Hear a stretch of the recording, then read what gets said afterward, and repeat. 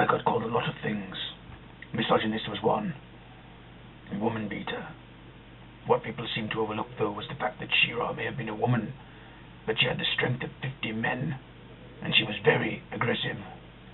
I don't know whether it was a hormonal thing or what, but I once saw her crush a parking meter with one hand. And this was typical behavior. I tell you, you do not want to be in the vicinity at that time of the month.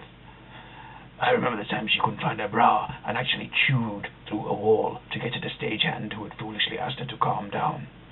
A nightmare to work with. Absolute nightmare. Yes, it's true. Skeletor was a pupil of mine. I taught him everything he knew, although you wouldn't know it to look at the sales figures.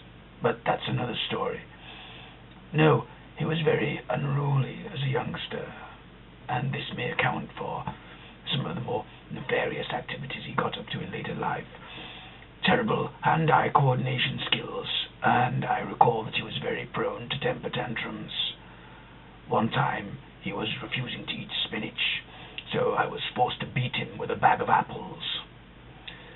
He cried for hours after that, but I tell you this, he always ate his spinach afterwards.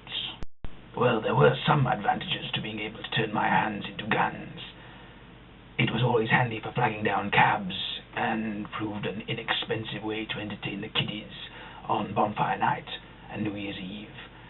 But there were drawbacks as well. There were times when I forgot to change my hands back, and I have to admit that it caused some terrible blunders. I remember once going to draw some money out of the local branch of my bank. Would you believe the police held me for 10 hours whilst we sorted out the details, and I eventually managed to convince them that I wasn't actually holding up the joint. I was subsequently released without charge.